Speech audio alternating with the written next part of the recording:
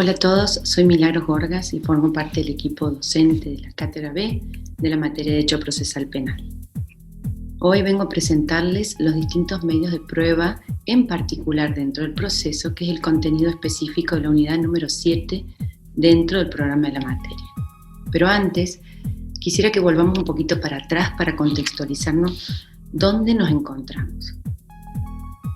En las primeras unidades hemos visto los principios generales que gobiernan el proceso penal, las distintas garantías que rigen, los fines del proceso, los distintos tipos o modelos de proceso, quiénes son las partes que interactúan dentro del procedimiento y cuáles son las reglas que gobiernan a la prueba dentro del proceso penal.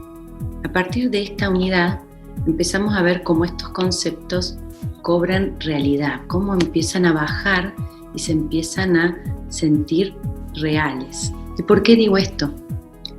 En los distintos medios de prueba en particular, la ley regula el procedimiento a través del cual la prueba que está fuera del proceso va a ingresar al proceso, va a penetrar al mismo de manera tal que pueda ser conocida por el tribunal, por el Ministerio Público Fiscal, por las partes con sus defensores, quienes van a no solo conocer, sino poder controlarla y valorarla. El procedimiento es la forma que se tiene para asegurar y controlar la autenticidad, la seriedad y la eficacia de esta prueba, así como los derechos de las partes. Se trata de una unidad con un contenido bastante extenso, por lo que para un desarrollo más didáctico he preparado un PowerPoint de manera tal que no solo puedan escucharme, sino que puedan internalizar los conceptos a través de imágenes. Vamos entonces con medios de prueba ordinarios dentro del proceso penal. La pericia. Cuando para la obtención o valoración de un elemento de prueba fuera necesario los conocimientos específicos, que pueden ser científicos, técnicos o artísticos, el medio de prueba, la prueba pericial, se encuentra regulada en el Código Procesal Penal a partir del artículo 231, que si bien establece una suerte de facultad cuando señala que se podrá ordenar una pericia siempre y cuando para la obtención de una prueba resultan necesarios conocimientos especiales, lo cierto es que si estos conocimientos son necesarios para valorar la prueba, el medio de prueba pericial no puede evitarse. ¿Cuál es la justificación por la que necesaria, obligatoriamente, el elemento debe introducirse a través de una pericia? Porque la intervención de una persona ajena al proceso, como lo es el perito, facilita y posibilita el control que pueden tener las partes sobre cómo es el camino que hace la prueba desde afuera hacia adentro. Lo que no ocurriría si ese dato probatorio ingresa al proceso, los conocimientos personales propios o especiales que pueda tener el juzgador y que a su vez los plasma en la resolución. Caso que el juez, además de abogado, es médico o psicólogo y por sus conocimientos especiales en psicología o en medicina incorpora prueba, no va a poder ser controlada porque fue introducida directamente por el juzgador. Siempre la prueba pericial es sobre hechos y nunca sobre el derecho. Esto significa que no es objeto de pericia una interpretación jurídica. En cuanto al trámite, el Código Procesal lo regula en forma formal y establece la necesidad de un encargo judicial previo. Cuando la autoridad ordena la realización de la pericia, lo que hace es disponer los puntos periciales que van a tener que dilucidarse. También designa al perito oficial y les da la posibilidad a las partes para que a su cargo, a su costa, puedan proponer peritos de control que actúen junto con el perito oficial. En la prueba pericial, el perito es el órgano de prueba. El requisito básico para el perito es la idoneidad. ¿Qué es la idoneidad? Es una aptitud respecto a los conocimientos especiales que se requieren. En base a esta idoneidad se exige que los peritos tengan título en la materia que corresponde si hubiese reglamentación del rubro e inclusive matrícula vigente. Caso contrario, basta con nombrar una persona que tenga idoneidad reconocida. ¿Quiénes no pueden ser peritos? Los incapaces, o sea, menores de 21 años o insanos, los condenados e inhabilitados, según lo prevé el artículo 234 del Código Procesal Penal. En sentido estricto, los peritos oficiales son quienes prestan servicios en cualquiera de los poderes del Estado, principalmente los que integran la planta del Poder Judicial y en los organismos autárquicos, como por ejemplo la Universidad Nacional. En sentido amplio, se considera perito de oficio a quien, siendo particular, es designado en este carácter por el órgano judicial. Aquellos que están anotados en las listas de peritos que cuentan los servicios judiciales del Poder Judicial. Los peritos tienen la carga pública de comparecer, de aceptar el cargo y, de no mediar un grave impedimento, expedirse con arreglo a la verdad. A su vez, la aceptación del cargo debe ser realizada bajo juramento de desempeñarlo en forma fiel, deben ser imparciales y corresponden a los peritos las mismas causales de excusación y recusación que los jueces. ¿Qué es el dictamen pericial? Es el acto del perito en el cual responde fundadamente a los puntos que le fijó el órgano judicial y debe, en el dictamen, describir a la persona, cosa o cadáver que examina, detallar cuáles fueron las operaciones que se practicaron, detallar también los resultados y las conclusiones conforme los principios propios de su ciencia, arte o técnica. Los peritos deben dar explicaciones, razones o motivos por los que se arriban a las conclusiones que se señalan. Si bien el dictamen no es vinculante para el órgano judicial que ordena la pericia, y a su vez es libre de aceptar o rechazar total o parcialmente las conclusiones a las que el perito arriba en el dictamen, de hacerlo deberá fundamentar seriamente por qué lo rechaza conforme las reglas de la sana crítica racional. Los motivos por los cuales se puede alejar pueden estar relacionados a irregularidades en cuanto a la tramitación, defectos en los fundamentos o las conclusiones, como también oscuridad o imprecisión, contradicción con hechos que están en la causa, que son notorios, y otras reglas de la experiencia. Lo que no puede hacer el juzgador es descalificar el dictamen en base a conclusiones o deducciones personales. ¿Qué pasa con el dictamen cuando el mismo es dubitativo, insuficiente o contradictorio? En estos casos, el fiscal o el tribunal tendrá que nombrar nuevos peritos para que examinen el dictamen anterior y, si es necesario, puede disponer incluso que se haga otra vez la pericia.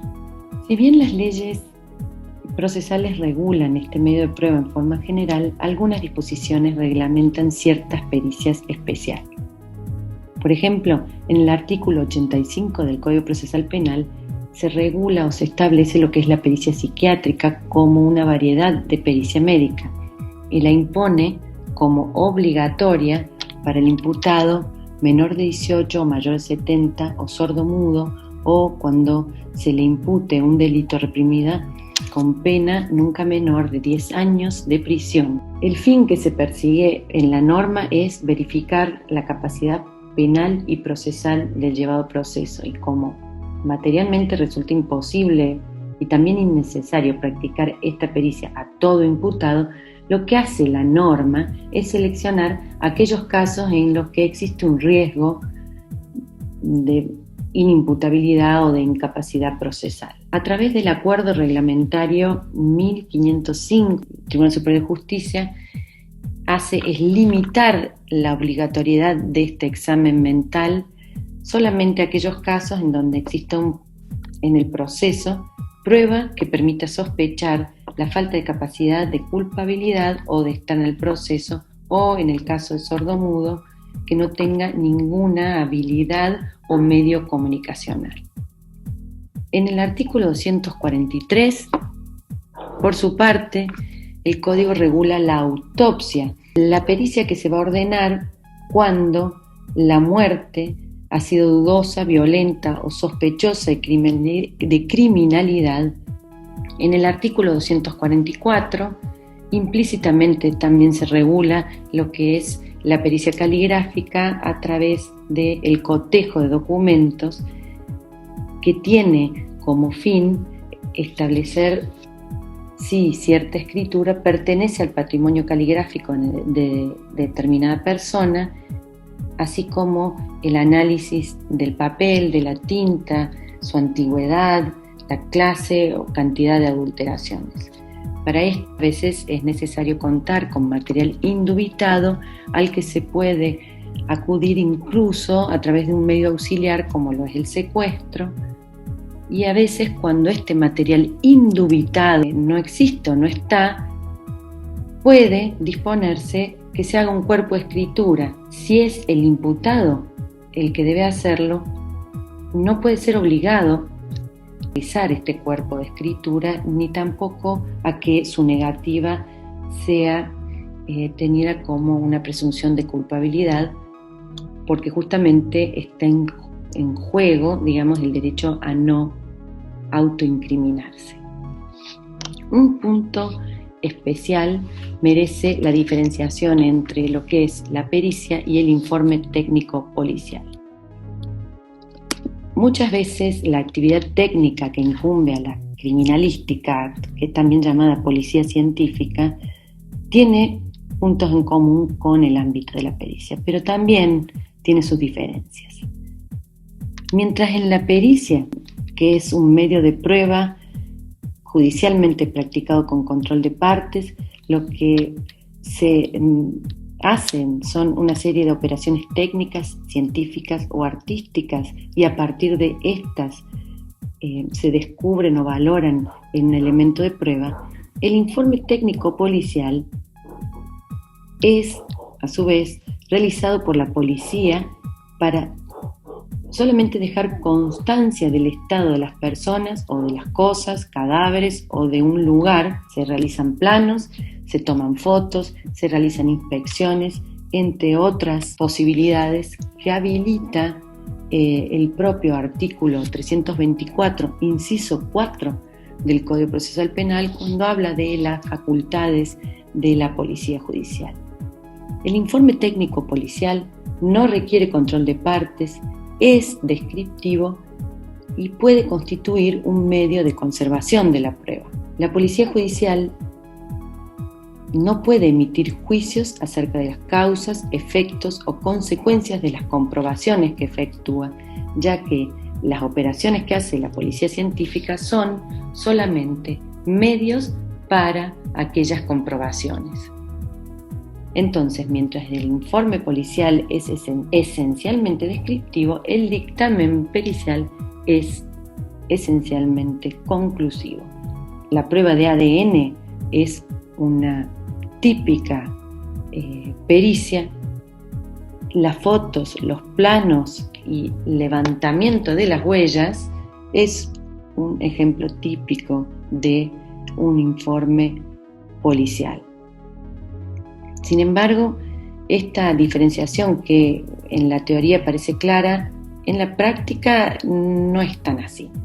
Desde la propia jurisprudencia se viene ampliando la admisión o la posibilidad de los informes policiales en materias que debería ser terreno exclusivo de la pericia. Es común ver bajo la forma de informe técnico actos que deberían ser materia de pericia, como por ejemplo pruebas balísticas que determinan un arma ha disparado un proyectil, pruebas de dermotest, que es la detección en manos o vestimentas de sustancias presentes en la pólvora combustionada. La prueba testimonial. El testimonio consiste en la declaración formal de una persona no sospechada por el mismo delito recibida en el curso de un proceso penal. En esto es importante destacar que las manifestaciones efectuadas extrajudicialmente no son testimonios.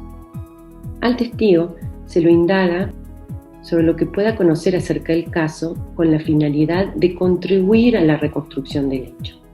Se trata de uno de los medios probatorios que más se utilizan y de suma importancia en el descubrimiento de la verdad en la mayor parte de los casos penales. A contrario de lo que sucede con el perito, el conocimiento que pueda tener el testigo lo deberá haber adquirido antes de declarar y no por encargo, como sucedía en el caso de la pericia. Y aunque históricamente el testigo era la persona que había visto algo de interés para esclarecer el hecho, actualmente se acepta que puede serlo quien ha percibido el hecho por cualquiera de sus sentidos, llámese visión, audición, olfato o tacto. Este medio de prueba en particular se encuentra regulado en el Código Procesal Penal a partir del artículo 218. La declaración testimonial debe contener la información al testigo de las penalidades del falso testimonio, el juramento de ley, los datos del testigo compareciente, las circunstancias que puedan afectar la imparcialidad y veracidad del testimonio, si es amigo, si es enemigo, acreedor, deudor o pariente del imputado. Por último, la acción va a abarcar los dichos del testigo sobre lo que sus sentidos pudieron percibir, dar todo lo que conozca sobre el hecho investigado con sus circunstancias típicas. Se puede probar a través de este medio, establecer los autores, quiénes fueron los autores del hecho, la prueba relacionada al mismo, así como otras circunstancias útiles para el proceso, como pueden ser aquellas circunstancias que sirvan para establecer o determinar la veracidad de otros testimonios. Por ejemplo, se le pregunta al testigo si otro estaba en determinado momento y lugar, o el testigo de una coartada. En cuanto a la forma del interrogatorio, primero se hace, que es lo que llamamos declaración propiamente dicha, es invitar al testigo a que diga todo lo que conoce sobre el hecho. Luego, se le pueden formular preguntas claras, no pueden ser capciosas ni sugestivas, no se pueden emplear términos que no entiende el testigo y que el interrogador pretenda con ellas inducir a error o confusión. La declaración testimonial, por regla, es un acto que se puede reproducir en la mayor parte y por ello, durante la investigación no es necesario notificar a las partes antes de su recepción. Sin embargo, esta notificación no puede evitarse, no puede obviarse cuando se pueda prever que el testigo no podrá volver a declarar. Por ejemplo, una persona que tiene una enfermedad terminal, como puede preverse que para el juicio quizás no pueda volver a declarar, esta situación obliga a que el acto a través del cual se le toma testimonio a esta persona sea notificada a las partes para que, si quieren, participen. Lo mismo sucede si hay una persona que deba prestar testimonio y está por viajar fuera del país. En cuanto a la capacidad para prestar testimonio, la regla general es que toda persona tiene capacidad para atestiguar. Existen sí excepciones. No tienen capacidad para declarar quien por deficiencia física o psíquica no pueda percibir por sus sentidos. No puede declarar sobre lo que vio el ciego, ni el sordo sobre lo que escuchó. Tampoco pueden declarar las personas jurídicas, no pueden brindar un testimonio. A lo sumo podrán producir un informe o bien se puede recibir declaración a uno de sus integrantes que tenga conocimiento del hecho. En cuanto al deber y facultad de abstención, hay personas que directamente tienen prohibido declarar sobre los hechos secretos que hubieran llegado a su conocimiento en razón de su oficio, su profesión o su estado, lo que conocemos como secreto profesional. Se trata de los ministros de culto los abogados, procuradores, escribanos, los profesionales del arte de curar, médicos, obstetras, dentistas, psicólogos y funcionarios previstos en el artículo 221. No obstante, estas personas pueden testimoniar si se los releva del secreto profesional, o sea, si se los autoriza, el interesado los autoriza, no guarde más ese secreto. Por ejemplo, la víctima que permite declarar a su psicólogo sobre el daño causado por el delito, con una salvedad. Esta posibilidad no corre para los sacerdotes, a quienes la ley no los faculta a revelar los secretos confiados, por ejemplo, el contenido de una confesión. Asimismo, hay personas que tienen la facultad o posibilidad de no declarar si así lo manifiestan. La ley les autoriza a abstenerse de testificar en contra del imputado y en protección de la cohesión familiar. ¿Quiénes son?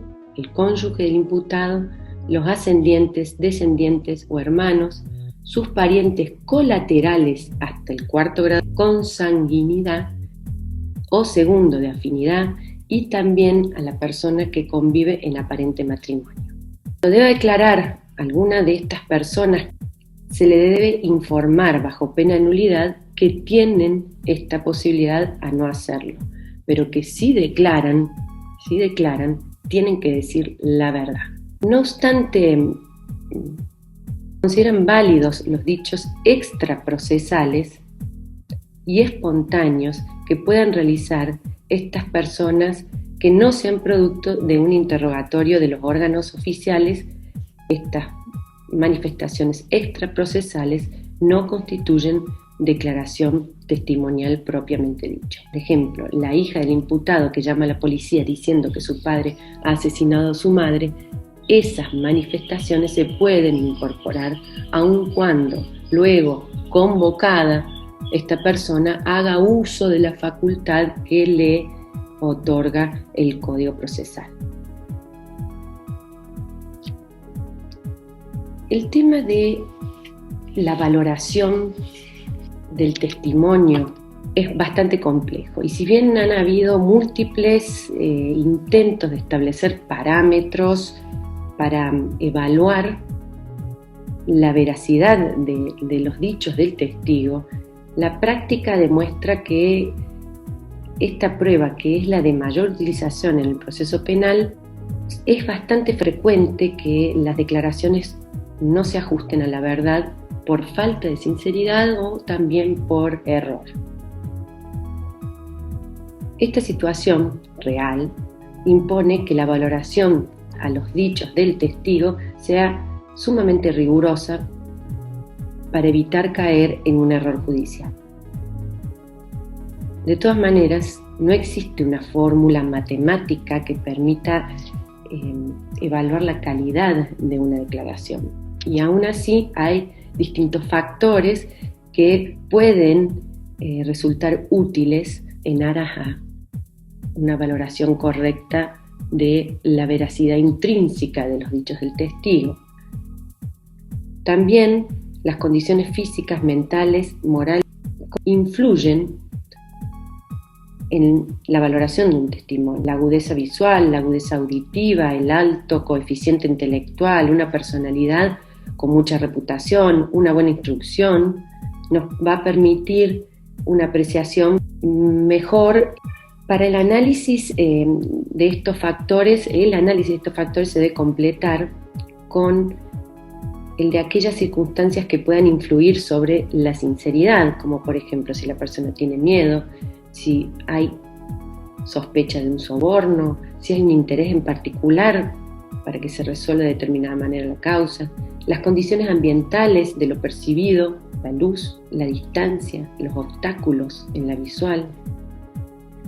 También es importante el análisis de la forma y el contenido de la exposición, si fue claro, si fue seguro, si fue sereno, si tuvo firmeza, si no había contradicciones, si se dan razones del porqué o los orígenes del conocimiento. A su vez, Y frente a todas estas pautas tradicionales de evaluación de testimonios, también hay procedimientos médicos psicológicos que se han empleado con el mismo objetivo o fin.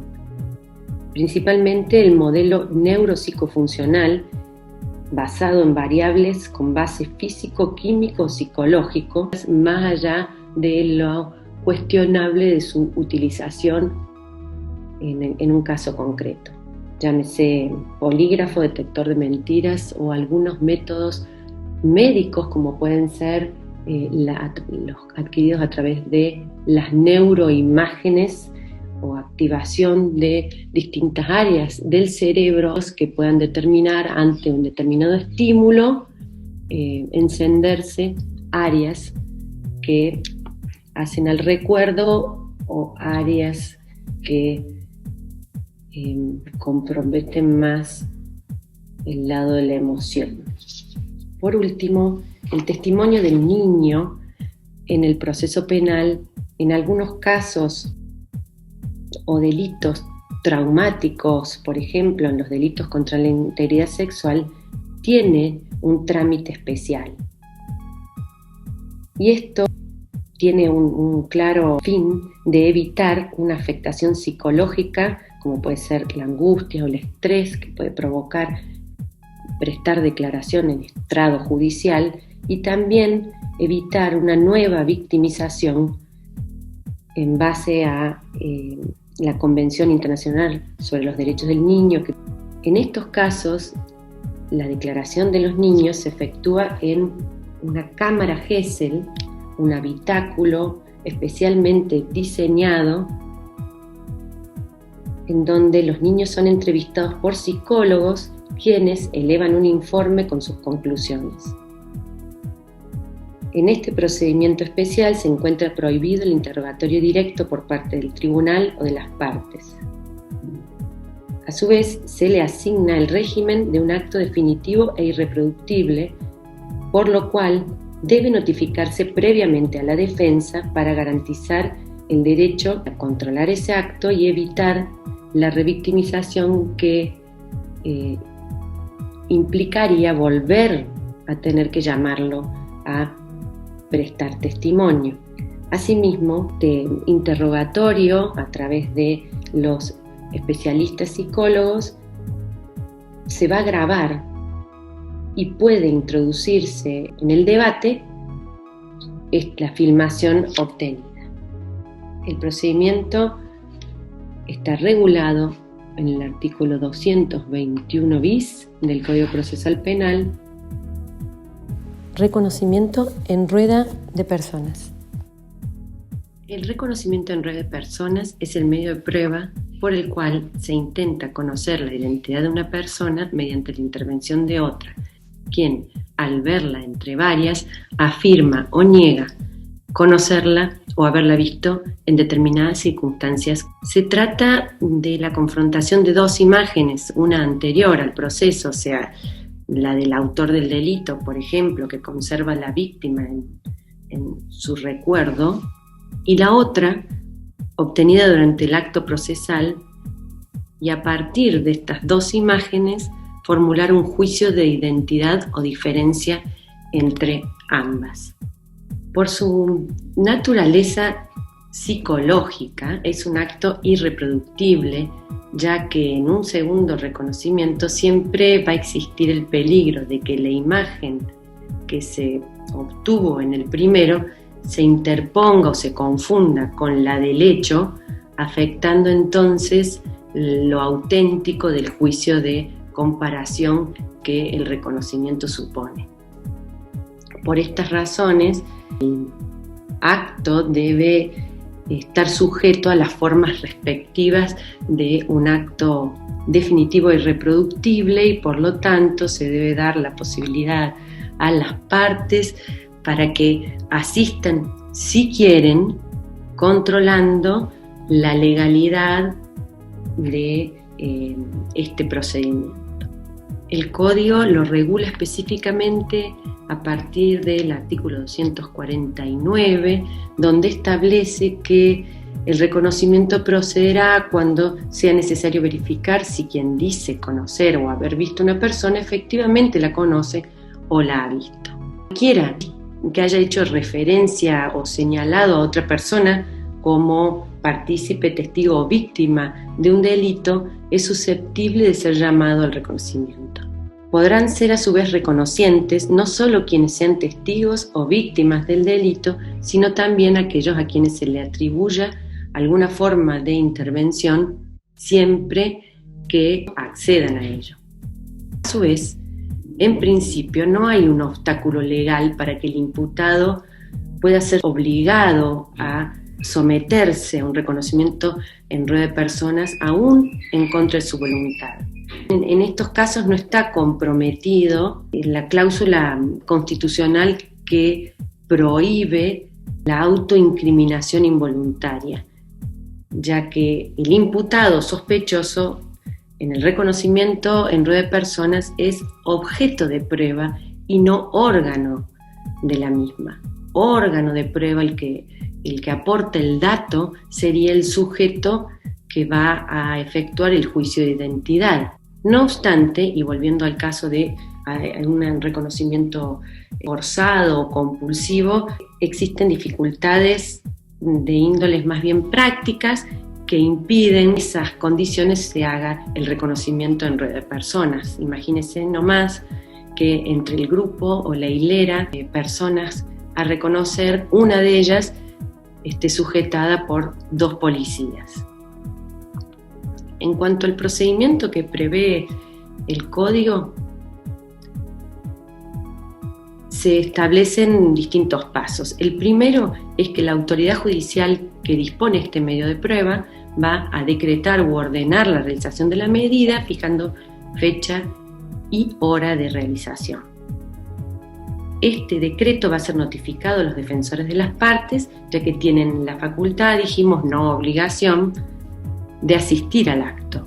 Antes de practicarlo al reconocimiento, el reconociente debe prestar juramento de ley, si es testigo, si es imputado o no, incluso, como dijimos, si es imputado solamente va a participar si así expresamente lo desea y esté presente su defensor, por supuesto. Además, el reconociente va a ser interrogado para que describa a la persona que va a reconocer y que diga si lo conoce o lo ha visto antes o después del hecho. ¿Por qué es necesaria esta descripción previa?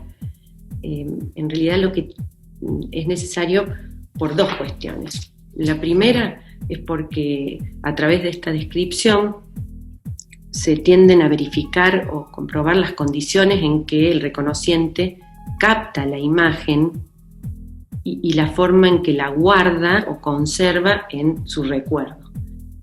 Pero además, esta descripción previa va a servir para valorar el resultado del acto, cotejando las diferencias o concordancias entre la descripción y la persona que se señala o se identifica o se reconoce. Entonces, luego de esta descripción, se va a formar una rueda de personas en la cual va a estar el sujeto a reconocer junto a 2 o más personas de condiciones exteriores semejantes. ¿Y por qué se coloca junto a personas de condiciones exteriores semejantes? Esto lo que procura es evitar que el reconociente se indique a una persona por el mero hecho, por el prejuicio que le pueda producir el que solo una le sea presentada para reconocer. Entonces, frente a esta rueda y desde un lugar en que el testigo reconociente no pueda ser visto, pero pueda ver, se lo invita a que observe a todas las personas y se le pregunta si reconoce alguna. En caso positivo, que diga cuál es el rol que cumplió en el delito, en el hecho que se investiga, y qué diferencias hay entre su aspecto, la imagen que conserva, en el recuerdo y la actual, así como cualquier otra circunstancia que pueda ser útil para la valoración. Asimismo, para el caso de que sean varios los reconocientes, cada uno debe examinar la rueda por separado. Ello tiende a evitar que algunos identifiquen solo por la opinión de los otros. Un tema bastante complicado, la valoración de este medio de prueba. ¿Y por qué complicado? Porque lo real, lo cierto, es que son muy frecuentes los errores relacionados en su mayor parte a las condiciones y a la forma en que se desarrolla el proceso recognoscitivo, y entonces la valoración, qué valor se le va a dar a un positivo o negativo, debe ser sumamente cuidadosa.